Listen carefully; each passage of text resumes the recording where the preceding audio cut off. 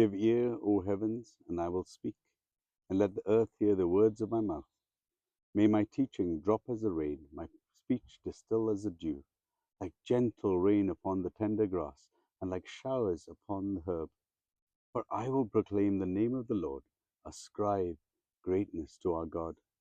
The rock, his work is perfect, for all his ways are justice, a God of faithfulness and without iniquity. Just and upright is he. They have dealt corruptly with him. They are no longer his children because they are blemished. They are a crooked and twisted generation. Do you thus repay the Lord, you foolish and senseless people? Is he not your father, he who created you, who made you and established you? Remember the days of old. Consider the years of many generations. Ask your father, and he will show you, your elders, and they will tell you. When the Most High gave to the nations their inheritance, when he divided mankind, he fixed the borders of the peoples according to the number of the sons of God. For the Lord's portion is his people, Jacob, his allotted heritage. He found him in a desert land, in the howling waste of the wilderness. He encircled it, he cared for it, he kept him as the apple of his eye. Like an eagle that stirs up its nest, that flutters over its young, spreading out its wing and catching them, bearing them on its pinions, the Lord alone guided him. No foreign god was with him. He made him ride on the high places of the land. He ate the produce of the field, and he suckled with him the honey out of the rock, and oil out of the flinty rock.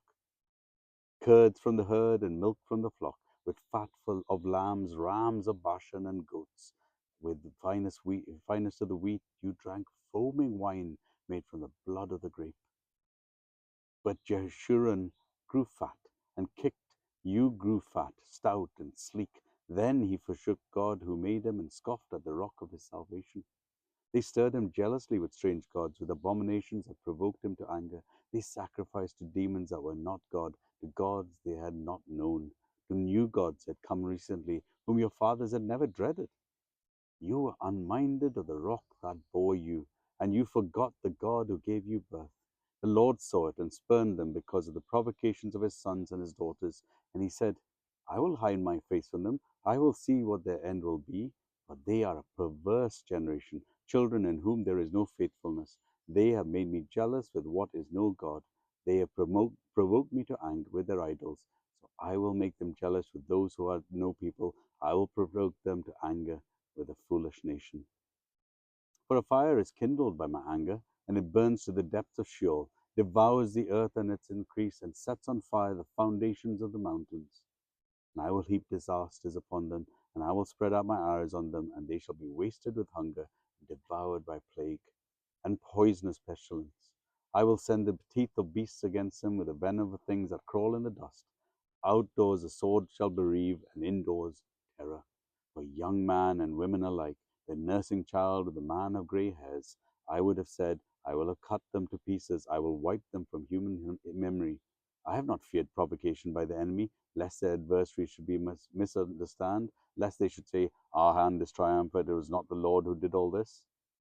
For they are a nation void of counsel, and there is no understanding in them. If they were wise, they would understand this, they would discern their latter end. How could one have caused 1,000 and two have put 10,000 to flight, unless their rock has sold them, and the Lord will give them up? For their rock is not as our rock, our enemies are by themselves. For their wine comes from the vine of Sodom, from the vine fields of Gomorrah. Their grapes are grapes of poison, and their clusters are bitter. Their wine is the poison of serpents, and the cruel venom of asps. Is not this laid up in store with me, sealed up with my treasuries? Vengeance is mine, and recompense for the time when their foot shall slip. From the day of their calamity is at hand, and their doom comes swiftly. The Lord will vindicate his people and have compassion on his servants when he sees that their power is gone and there is none remaining, bond or free. And he will say, where are their gods, the rock in which they took their refuge, who ate the fat of their sacrifices and drank the wine of their drink offerings? Let them rise up and help you. Let them be your protection. See now that I, even I, am he, and there is no God beside me. I kill and I make alive, I wound and I heal, and there is none that can deliver out of my hand. For I lift up my hand to heaven, and I swear, as I live forever, if I sharpen my flashing sword, and my hand takes hold on judgment, I will take vengeance on my adversaries, and will repay those who hate me. I will make my arrows drunk with blood, and my sword shall devour flesh.